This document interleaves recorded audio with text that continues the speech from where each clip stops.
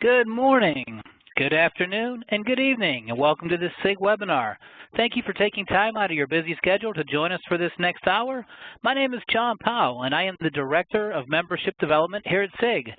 I have the pleasure of facilitating today's webinar entitled The Pulse of Procurement, Vital Signs Signaling the Future of the Function, presented by our friends at Zycus. Before I proceed, I've got a couple of housekeeping and calendar items I would like to review with you. Today's webinar is meant to be interactive, so please submit your questions throughout the presentation by typing them into the Q&A box. We will try to get to each and every one of them in the hour we have allotted. Also, we will be sharing the slides with everyone on the webinar, and we'll push them out at the conclusion of today's webinar.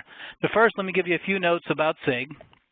Global Executive Summits. Our summits are incredible three-day events with over 50 breakout sessions, multiple keynote speakers, entertainment, and endless networking opportunities, as well as executive roundtables and CPO programs. The next summit is in beautiful Carlsbad, California, October 18th through the 20th, with a semi-competitive golf scramble the afternoon the day before the summit. Global events are now in North America, EMEA, and the Asia-Pacific region. Attend one of our signature events and share them with your colleagues. Please check the SIG website frequently for upcoming cities and current agenda. Webinars and town hall teleconferences, you're on a SIG webinar. SIG hosts webinars on Tuesdays and Thursdays at 11 a.m. Eastern Standard Time. Visit our website for a complete listing of the upcoming webinars and register today. These are one-hour sessions on current thought leadership, and don't worry if you miss one because the SIG Resource Center houses them all. You can watch a pre-recorded webinar on demand at any time. We house the last 3 years of webinars in our SIG Resource Center. Town hall teleconferences are held once a month. These are on Wednesdays at 1 p.m. Eastern Standard Time. These are buy-side only open microphone events that bring a small group of executives together to discuss important topics. These sessions are never recorded, which allows for an extremely organic and natural exchange. Our next town hall is scheduled for August 10th and is titled Aligning Strategy, Organizational Objectives, and Human Capital Development, presented by Mark Pollock, Vice President, SIG University, and Elijah Condalone, the Solutions Director here at SIG. SIG's peer-to-peer resource. This is an opportunity to ask top-of-mind questions for instant responses. Those inquiries go out on Tuesdays and Thursdays. You don't have to be a SIG member to respond. So please help out a SIG member when you see them. Your responses are totally anonymous. Please answer your peer-to-peers. SIG's Resource Center. This is home to over 4,000 tools, templates, white papers, presentations, and research. SIG's Career Network. SIG's website offers a career network with postings for sourcing professionals and internship opportunities for all levels of employment. But just as a reminder, SIG is an excellent source for senior level opportunities and contacts, so please do reach out to us so we can help facilitate those conversations. Student Talent Outreach. This is another new and exciting SIG program. This program was designed to find tomorrow's supply chain talent today, while the students are still honing their skills and learning about the industry. The program exposes students to sourcing and outsourcing executives, supply chain thought leadership, and best practice online content through networking events, virtual education, online resource library, and career services, including internship opportunities and full-time careers. At our most recent Executive Summit in Orlando, we had students from Western Michigan, University of South Carolina, North Carolina State, and Arizona State. Global Executive Summit. As I had mentioned, we will be in Carlsbad, California, October 18th through the 20th. Our Executive Summits are 100% non-commercial. There will be hundreds of industry thought leaders. 68% of the attendees are from the buy side. We'll have between 4 and 5 keynote sessions. You can see some of the global brands that have presented recently to the right. These are 3 days of networking and best practice sharings. We will have a CPO roundtable at this summit with over 50 breakout sessions. And SIG University. SIG University is a new SIG program, and it is an online curriculum offered to people of all levels in their sourcing careers who seek training opportunities. Each certification level consists of modules with interactive lessons, unit assessments, and a final proctored exam. Each certification is valid for 5 years. The training is asynchronous, and we are currently enrolling for our next Certified Sourcing Professional class on September 19th. The next Certified Governance Professional course launches next week on July 25th. We also offer a self-paced option for those that just cannot commit to the hard start and stop dates.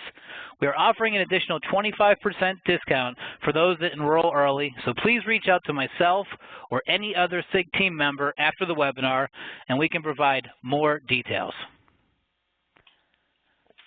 So now, without further ado, this brings me to the presentation part of today's webinar. I have the pleasure to introduce today's speaker. His name is Richard Waugh, and he is the VP of Corporate Development at Zycus. As Vice President for Corporate Development, Richard leads strategic initiatives in the areas of new product introduction, market development, thought leadership, analyst relations, and strategic partner development programs. He has an extensive background in B2B e-commerce, going back to his early career at GE, where he helped launch GE's Trading Process Network, TPN, the first online marketplace for sourcing and procurement in the mid-1990s. He was co-founder of B2B eMarkets, one of the first SaaS, software as a service, sourcing suite providers, and later covered the supply management market as an industry analyst for Aberdeen Group. Without further ado, I have the pleasure of turning it over to Richard Waugh. Richard, take it away.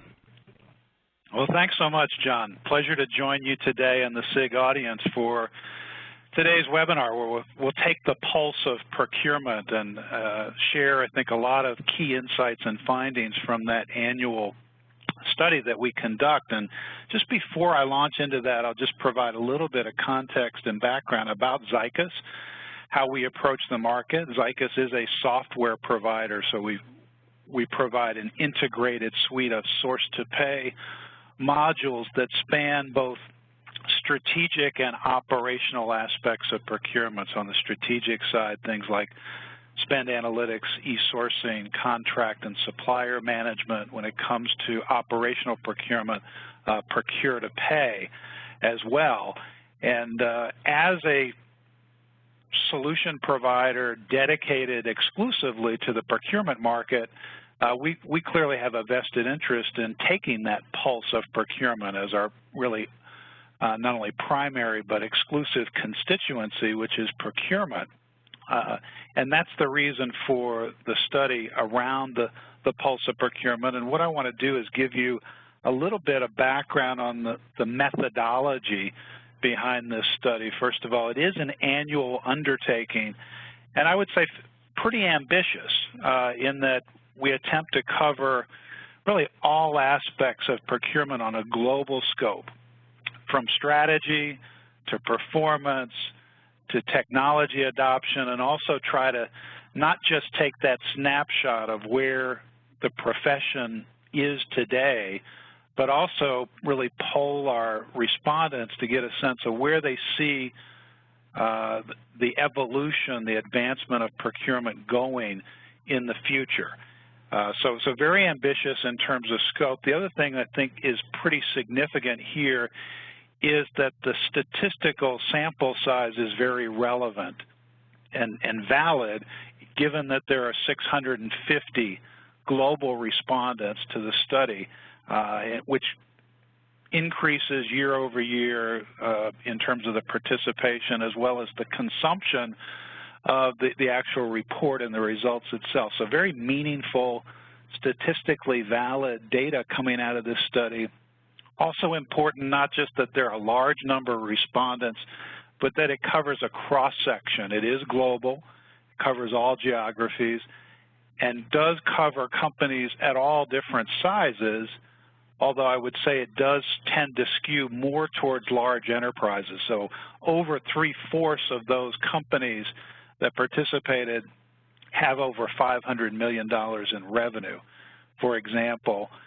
The other thing that's key here is that the respondents themselves, from a functional job role standpoint, tend to lean more towards managerial or executive, so 70% plus are in those ranks. And that simply means, I think, that they tend to have a broad purview to be able to answer the broad-based type of survey topics that we cover.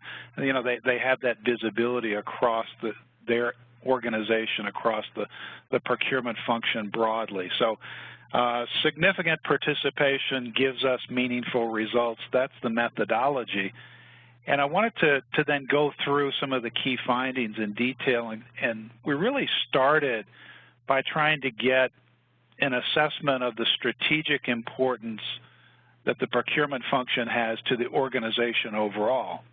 And in doing that, we first asked our respondents to say, put yourself in the shoes of your C-suite executives, the CEO, the CFO, for example. How would they assess the maturity of your procurement organization first and foremost? And we gave sort of different levels of that maturation that you see reflected here. For instance, are you just starting out, really just forming the procurement function, getting a mandate to, maybe having a centralized procurement function for the first time in that first level there, just getting started? Are you at the next phase where you're gaining momentum and really doing the basics? Are you managing to assure supply, getting POs and contracts out the door at that level? Getting to level 3, then extending influence, is getting broader process and spend coverage across the organization, really being able to show to the business that value contribution that enables that next level of maturation. And level 4, systematic wins, is where you've implemented an automated and replicable, efficient process that can produce those results, those systematic wins, time and time again.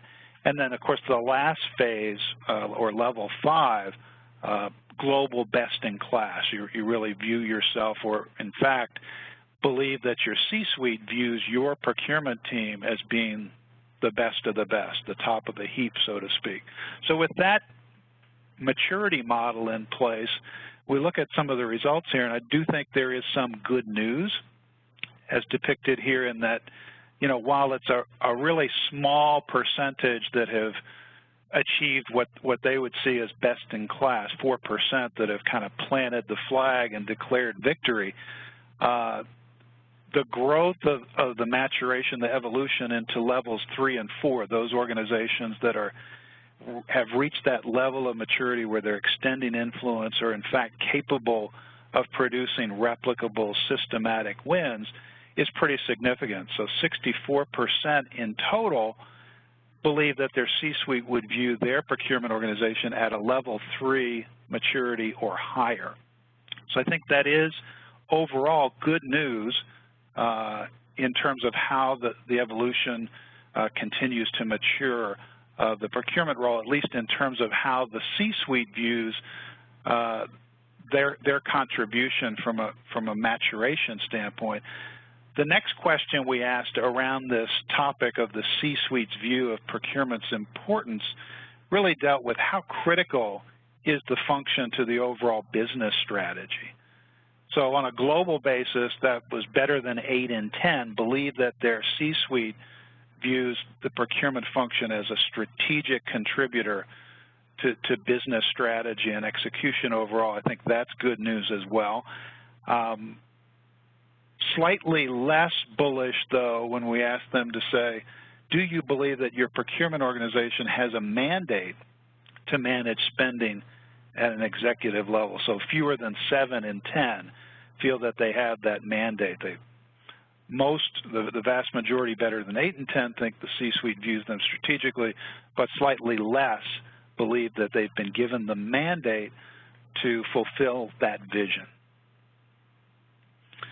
So this is where you put your money where your mouth is. You can talk about, does the C-suite view procurement strategically? Do you have a mandate? But it really comes down to, are you investing in the function? So we asked about budgets as well. And again, this is an annual study, so it's helpful that we can look at year-over-year trends and how things change from one year to the next. And the cautionary tale here is that while more is expected, maybe there's better recognition at the C-suite level of the strategic importance of procurement. While more is expected, when we look at the results from a budget standpoint, procurement is expected now to do more with the same, or in some cases less.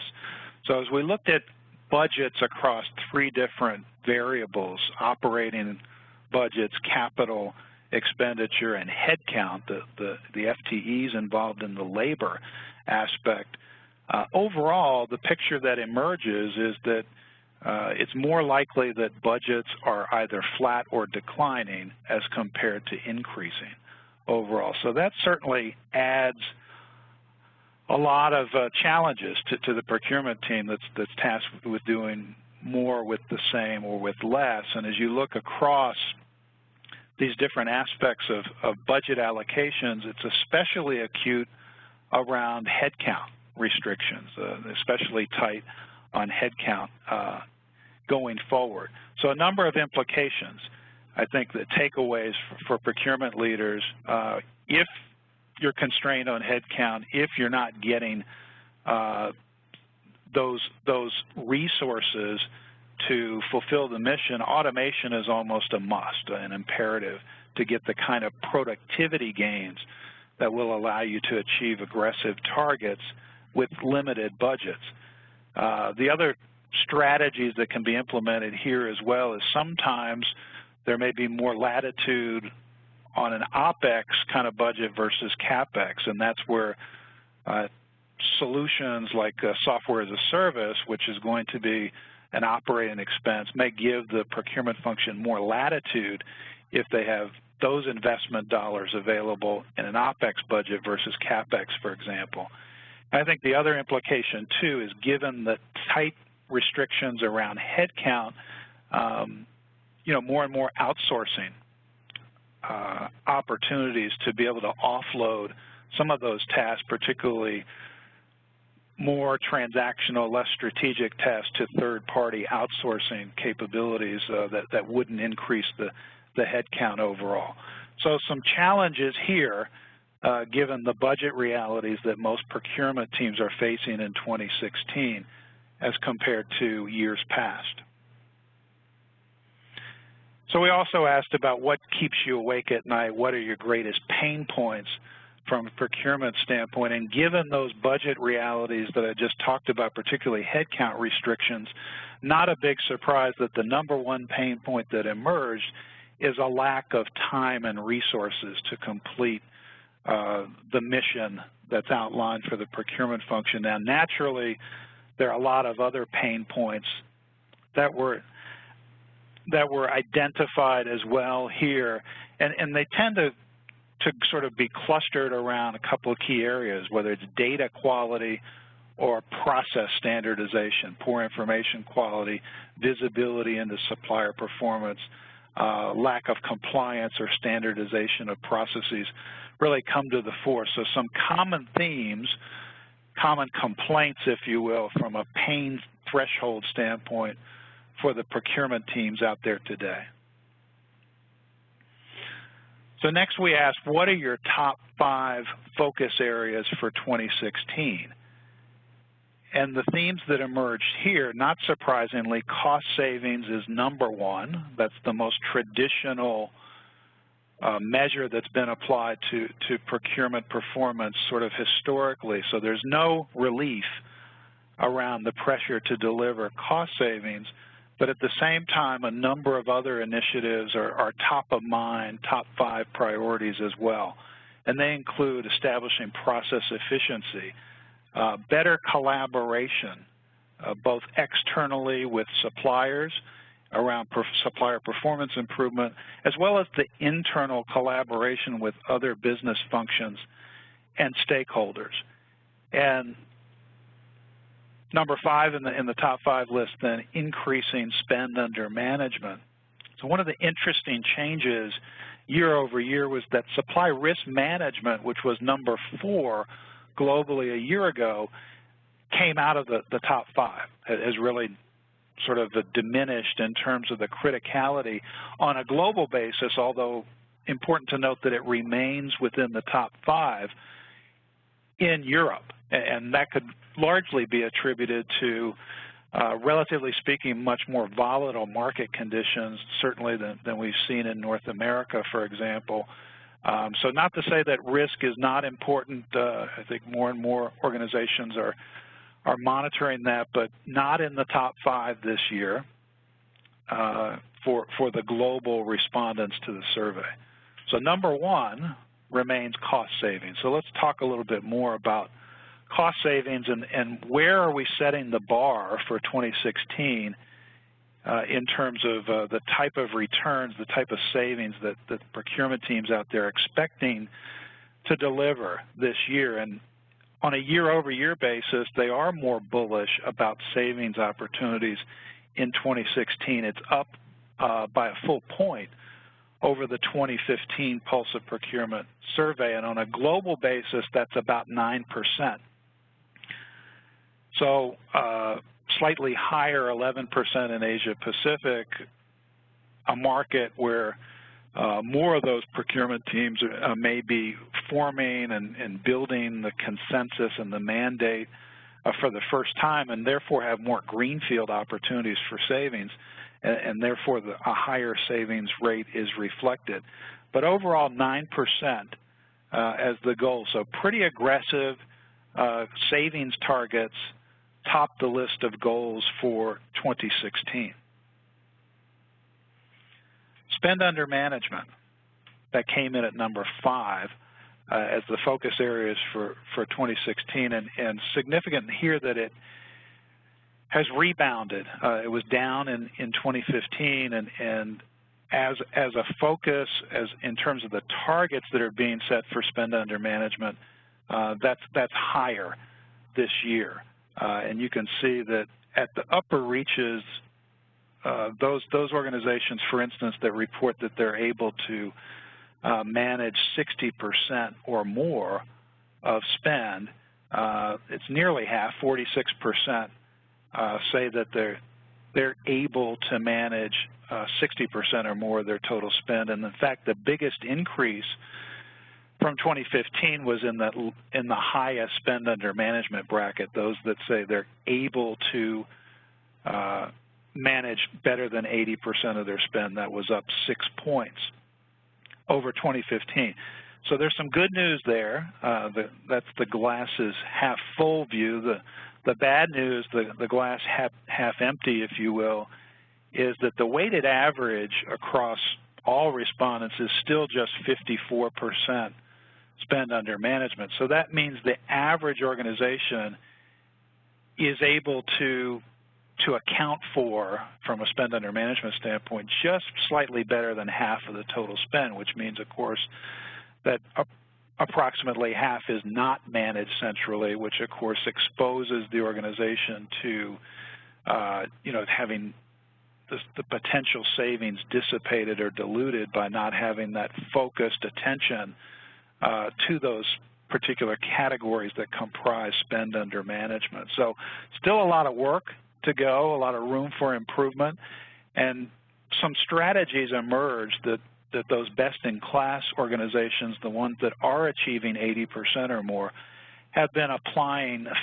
effectively to sort of achieve those lofty levels of performance. And not surprisingly, number 1, they typically focus on expanding their spend analytic capability to get better visibility.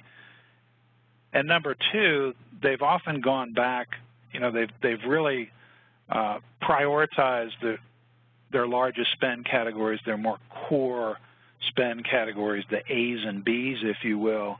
But more and more, the ones who are getting to the 80% and higher threshold have revisited categories, the C categories, more of the tail spend that they previously hadn't touched, and are getting engaged more effectively with stakeholders around those categories that may have historically been viewed as the sacred cows that were untouchable by the procurement function. Things like marketing and legal, as examples, are areas that the most progressive, the most mature procurement teams that are achieving 80% and higher spend under management are able to address a broad cross-section of categories across the business. The other thing they're doing is they're applying technology. They have higher adoption So they're looking for the leading edge technologies, including things like mobile and other disruptive technologies to really apply the latest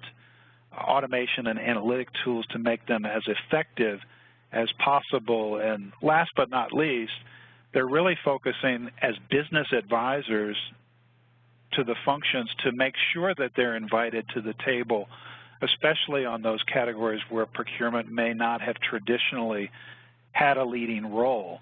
And we talked about the budget realities for procurement. Now, those budget realities are the same for the business stakeholders as well, where they've got challenges of flat or declining budgets. And the tactic that top-performing procurement teams have utilized is really to approach those business unit stakeholders as a business partner that can help them alleviate their own budget challenges.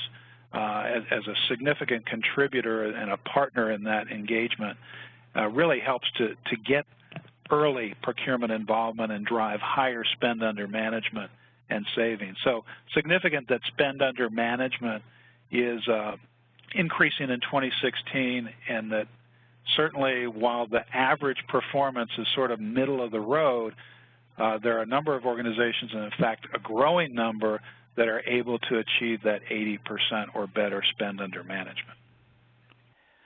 Richard, this is John. Hey, we've had our first question come in. I wanted to see if this is a good time to ask our first question. Absolutely. All right. Well, this one just came in. The respondent asked, spend under management is below 60% for 54% of those who responded to the survey. How is spend under management defined, and what are the other 46% doing to get above that 60% threshold? Yeah, important to establish a definition so that the data is meaningful. We all need to be calculating it the same way. And really, in this context, spend under management defined as discretionary expense. So we'd exclude things like taxes or charitable contributions that sourcing and procurement really can't influence. But discretionary expenditures that are controlled or influenced by an enterprise procurement function, so a centralized procurement team, would be the standard definition in this case. And certainly I mentioned a number of the strategies that the best in class are using. It starts with spend visibility and spend analytics, but includes early engagement with stakeholders, that partnering approach, as well as better ability to track the actual savings that are generated to make the case for procurement as that business partner that can really help the budget holders solve their budget challenges, which are just as daunting as the ones procurement faces. So good question. And in fact, I think it's an opportunity for us to ask a question as well. We wanted to include some poll questions as we go through the content here to sort of compare in real time what our audience thinks with what our survey respondents provided in the actual Pulse of Procurement. So the first poll question, what are the top procurement pain points? And this is a fairly long laundry list, but we'll give you about a minute to respond here. And probably all of these at some point create some version of pain, but just to get a sense of sort of what jumps to the fore. What's your top pain? Is it time and resources, A? Is it poor information quality, B? Poor visibility into supplier performance? Is it the fact that data is in disparate sources, multiple different versions of the truth, if you will?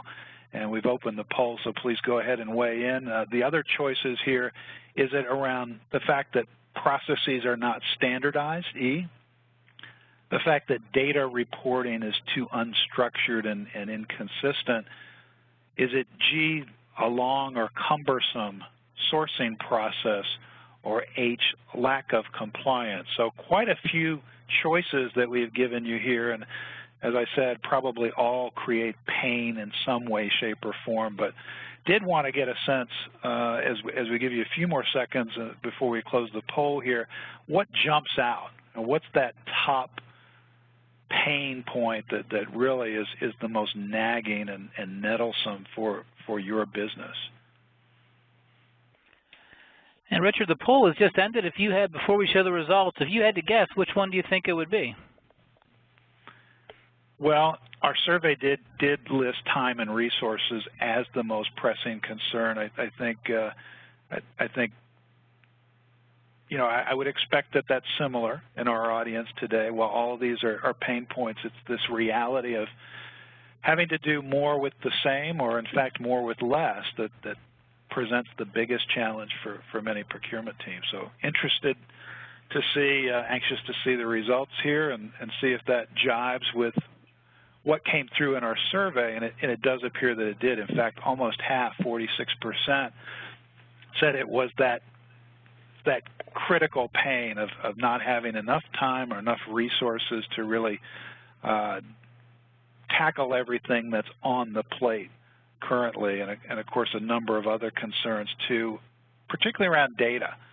So the second most popular response was having disparate data sources at 34%, and poor information quality, which would be a symptom of disparate data sources, it looks to be about third at 26%, along with process standardization and long and or cumbersome sourcing processes. So it's time and resources, it's data, it's process that come to the fore as the biggest challenges, the biggest pain points for procurement. So thanks everyone for participating. It's really helpful to get that kind of real-time feedback as we go through the results here. And continuing on, I wanted to talk then about contract compliance and how that is evolving and emerging. So here we, again, similar to spend under management, we asked the respondents to sort of tell us what tier they're at. Are they at the lower end of this tier where they've got less than 20%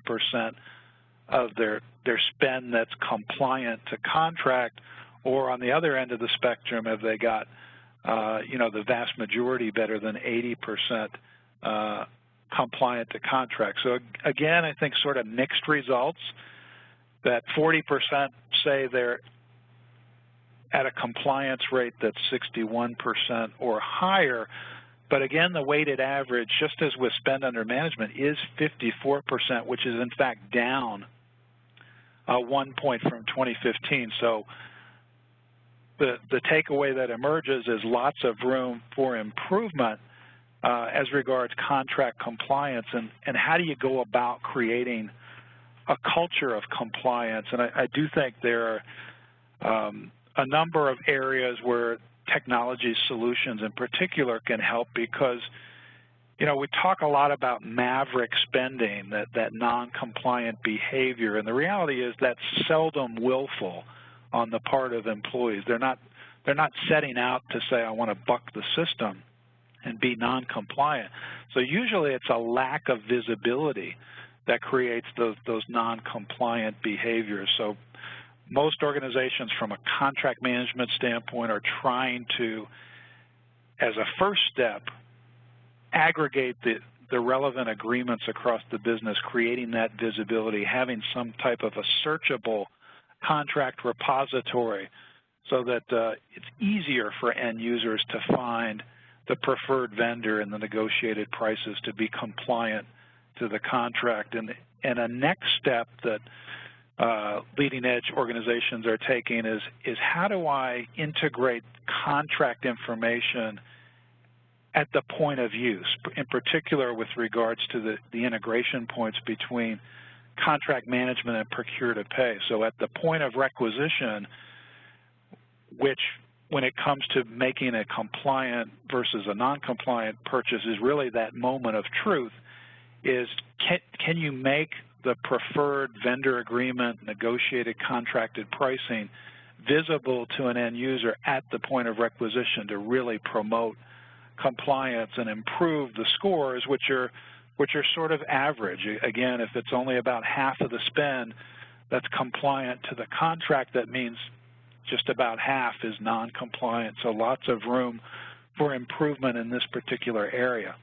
So we did want to talk about technology adoption as well. We've talked about sort of what is the strategic view of the procurement function, what are the budget realities, what are the biggest pain points that they're dealing with. And of course, one of the strategies for overcoming those challenges is making sure that you have the best tools available from a technology standpoint. And as I go through the technology adoption data, first wanted to start out with sort of some definitions here, because when it comes to surveying the market out there to get the feedback, we wanted to really assess not just whether or not particular tools have been implemented and adopted, but what's the level of satisfaction with the tools that are in place. So we really looked at how do we measure state-of-the-art technology adoption across sort of a normal distribution of this curve. So we asked respondents to tell us not just if they have a particular technology in place, but would they rate their technology infrastructure capabilities as somewhat antiquated, behind the curve, whether it's sort of squarely in the middle of the pack, just sort of average, or do you assess your technology infrastructure capabilities as in fact state-of-the-art, leading edge tools that really are capable of meeting both current and future needs as well. And the normal distribution would be, of course, about half right in the middle, slightly, followed by more behind the curve, slightly more than state-of-the-art. So state-of-the-art, by definition, being sort of the leading edge early adopters of those particular tools. So with that definition in mind, I'll drill into some pretty detailed data here that measures adoption across a number of different attributes. So down the left-hand side, of course, are listed each of the individual applications that comprise a source-to-pay technology infrastructure, from spend analytics, contract management, e-sourcing, down through procure-to-pay, a supplier network, and supplier information and performance management tools, all represented as an example here. And first we said, do you already have this tool in place? And I think one of the encouraging aspects is across the board, all of these technology capabilities are better than 50% penetrated. Some obviously much higher, almost 3/4 say they have capabilities for spend analytics or contract management, for example. But we also asked, do you rate your current capabilities as behind the curve, middle of the curve, or state-of-the-art?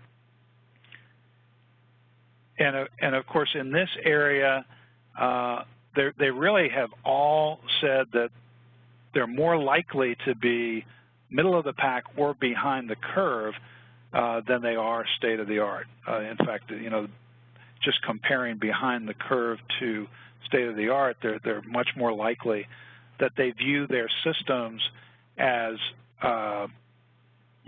antiquated or out of date, much more likely than they are to say that they're leading edge or state-of-the-art.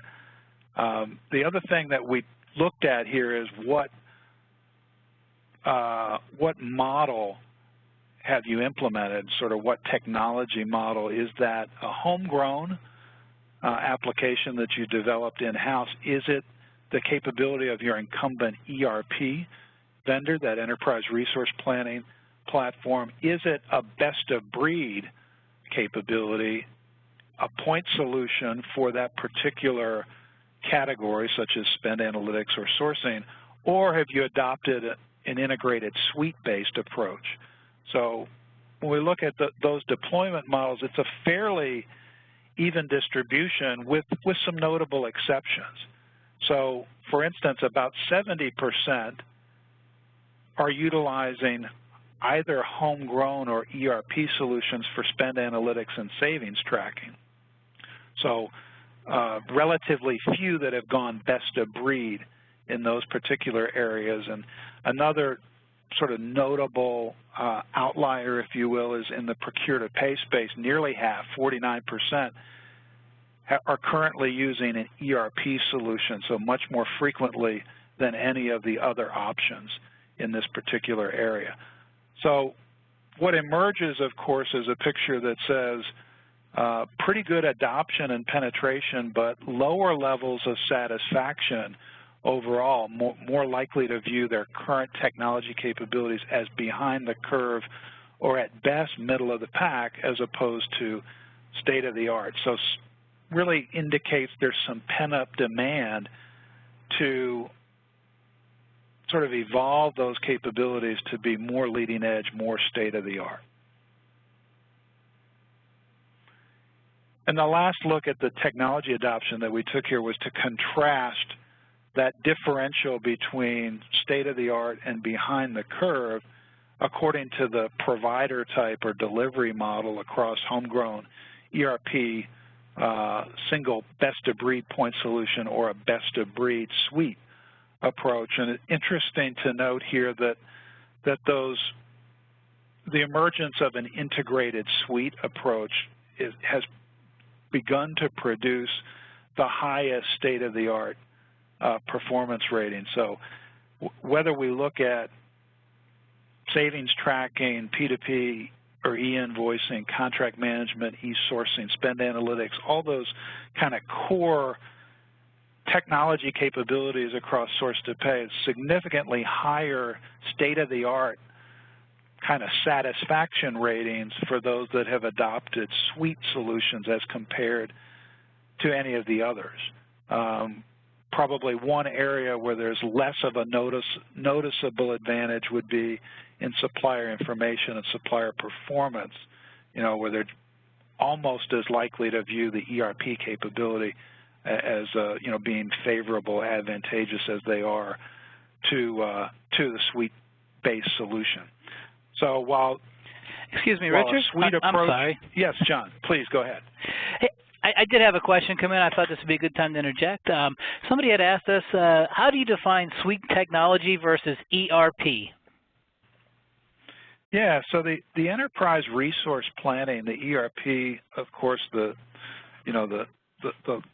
most notable players of which would include folks like SAP and Oracle, PeopleSoft, and so on and so forth, are foundational platforms that span multiple functions across the business. So procurement may be one capability that's bundled with financial systems, HR, manufacturing, production scheduling, inventory management, a variety of things. So ERP, of course, covers a much wider footprint,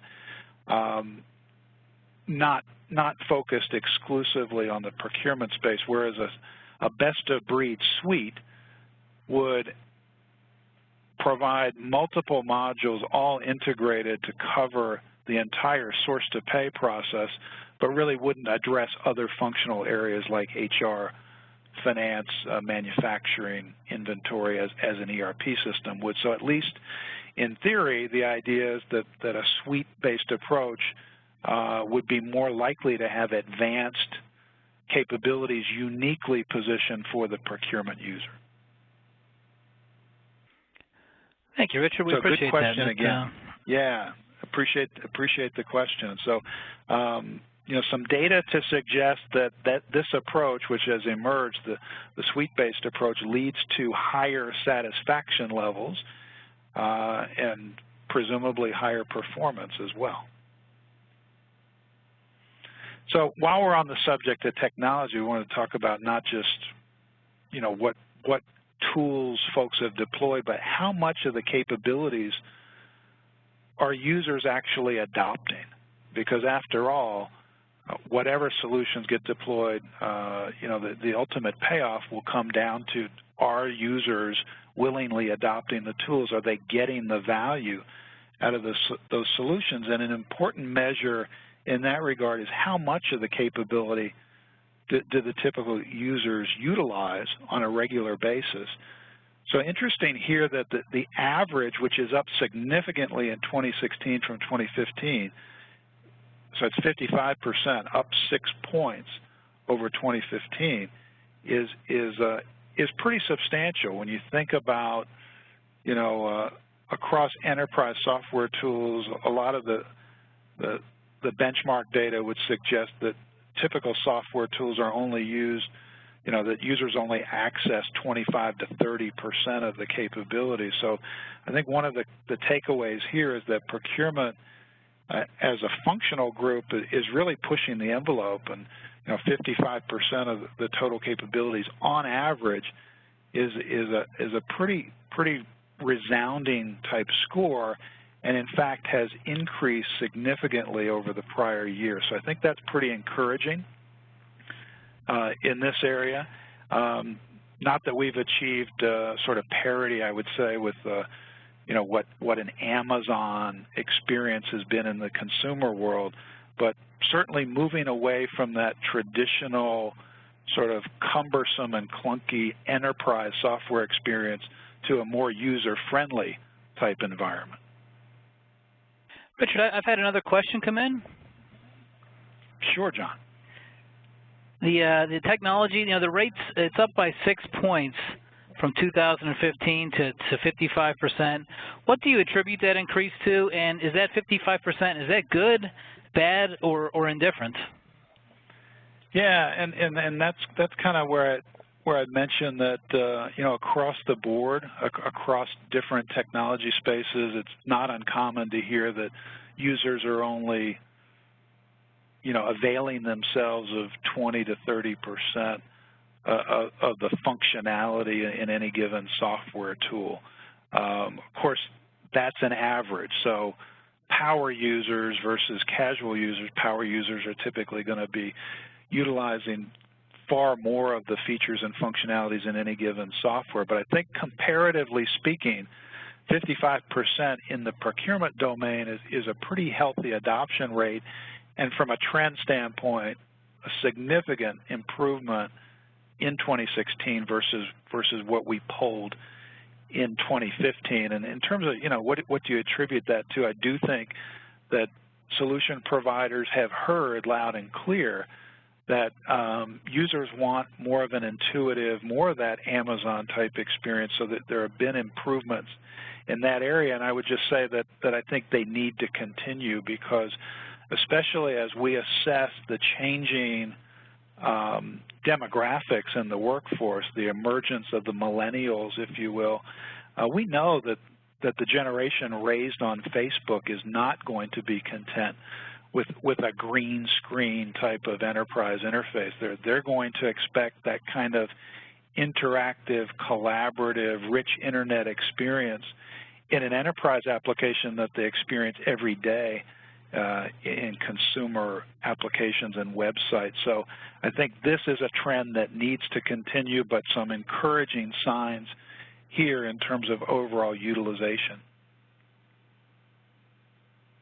So this is a chance for us to ask another question, John, of our audience. So we talked a good bit about technology adoption and utilization. I think it's important to kind of understand when organizations go about selecting a technology, what are the most critical selection criteria? And again, there's quite a few listed here, and all probably important, but we're looking for which one really stands out as the most critical factor when you go to market to select a technology solution. Is it A, ease of use? Is it B, sort of the TCO equation, the price value for money? Is it C, solution features in technology itself, sort of the fit with requirements at a feature function level? Is it D, more about the provider's capabilities in terms of responsiveness, E, after sales support, F, the effectiveness and reliability of their customer references, or is it sort of G, more something that's ascribed to the provider's market brand or reputation overall? So again, we've given a number of options here, and this will also give us a chance to sort of compare in real time what today's audience has put at the top of their list with what came out of our survey. I'll share that in a moment. But as we close the poll here in about 10 seconds. You probably want to know what I predict, John. And to me, I think ease of use is becoming more and more critical, going forward. And just as we talked about with utilization, with the changing demographics in the workforce, the expectations about ease of use being raised, I kind of expect that one may rise to the surface. But as we close the poll I would guess so as well. Absolutely. Yep. Yeah. So that's the one I would we'll see if I've predicted correctly or not. And we'll know in just a second.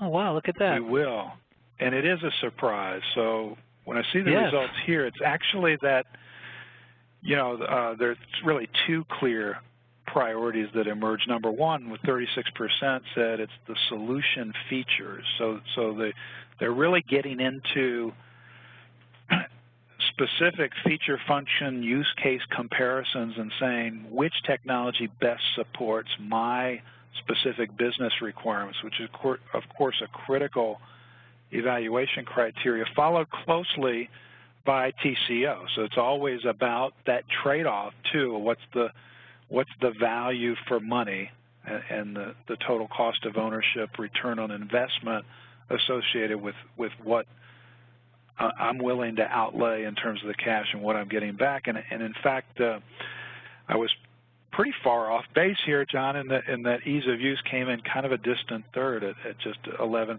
And maybe that is assumed.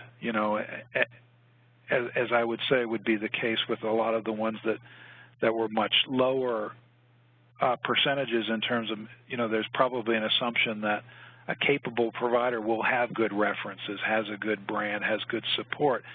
And maybe more and more the expectation of ease of use is table stakes, and then it becomes, okay, which one really fulfills my requirements most explicitly and gives me the best TCO as well.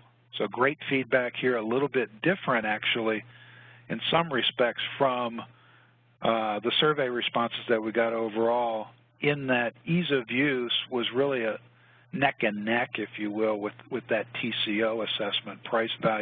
Pricing or value for money was cited by 74%, ease of use just behind that at 73%, and as is the case with our real-time poll, solution features and technology were quite important as well. So there was kind of a big three from our survey response, and much lower percentages that really focused on the provider's capabilities in terms of support or references or brand, although, as I said earlier, that's probably assumed that if you made it to the short list that the provider will have those capabilities as well. So interesting comparison and feedback both from our survey as well as the real-time poll.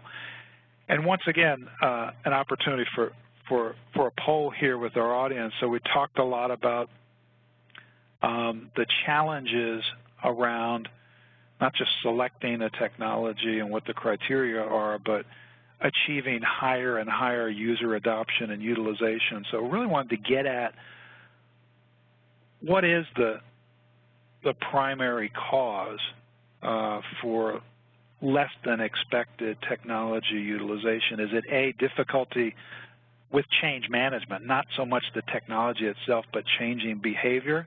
Is it B, that the features themselves and the user interface are too difficult to use? Is it C, a lack of training and support to end users to help them adopt? Or is it D, that many of these features really are not needed on a daily basis? So if I don't use a particular tool frequently in my day-to-day job, it's not something that's going to be sort of ingrained and endemic to how I perform my job function. So some pretty varying response selections there for folks to weigh in on. In just about 10 seconds here, we'll get the final results.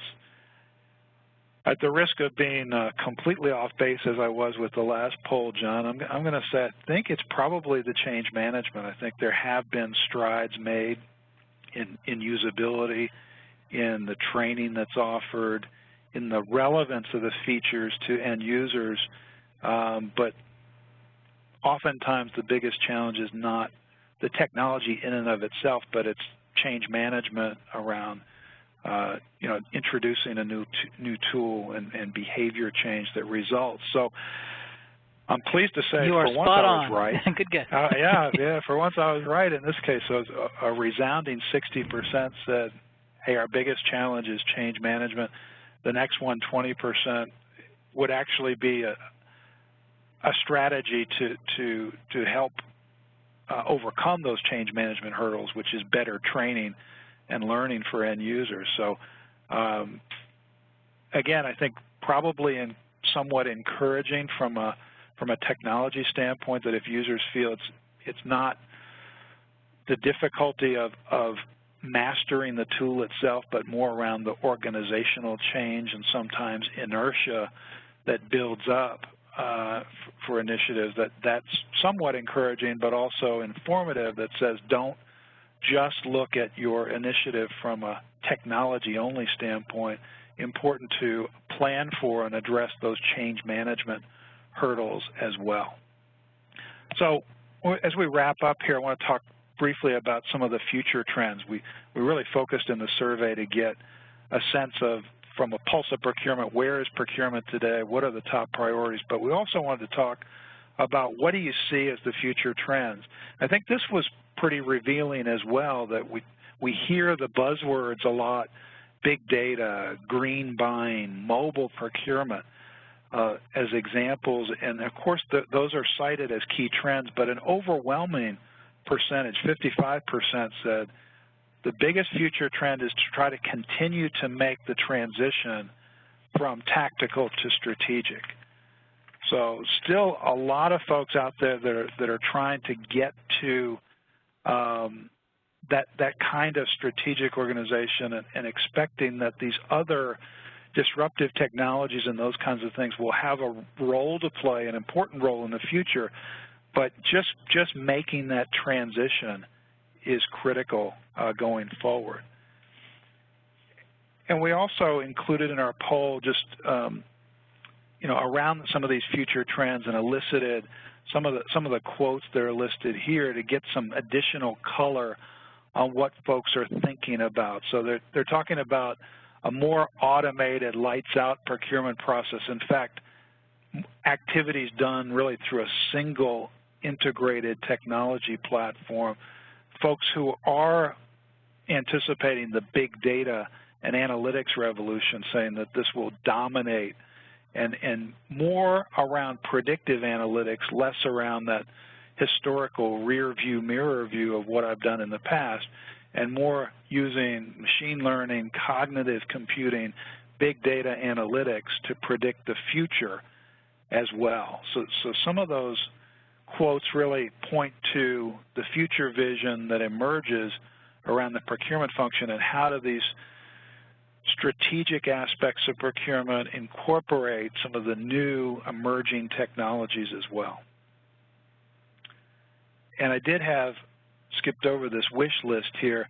So we asked respondents to tell us, number one, what were their most wished for technology characteristics, as well as apps, what do they want to achieve with those tools. So the things that emerged in kind of a word cloud format here is we want integrated, one-stop shop, user-friendly, flexible and mobile, free from duplication and overlap. So the idea that I enter data once and not have to replicate it across the board. And overall, what folks want to accomplish is better control, whether that's over inventory, over spend, over process, better compliance, better insights and visibility across the board. And as we sort of wrap up today, I wanted to close with a final poll to again get real-time feedback from our audience here. What are your most wished for technology characteristics? So we listed a laundry list of those. Is it the integrated nature? Is it a one-stop shop? Is it having more user-friendly or faster or more simple tools? Should they be mobile-friendly, more flexible in terms of the data structure, more fluid between both online and offline uses, and from a data quality standpoint, eliminate duplication of things like supplier records and the overlap in the process. So we're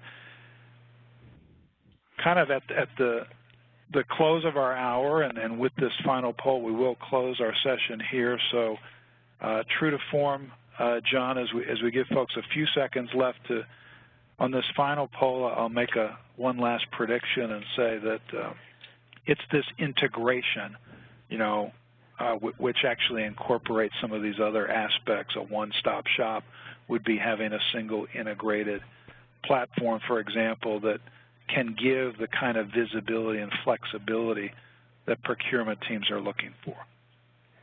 Sure. Well, the poll just closed. Let's see what the results are, and we are sticklers for time here at SIG. So let's get the results, and we will wrap up from there. We are at the top of the hour, so let's see what the group says.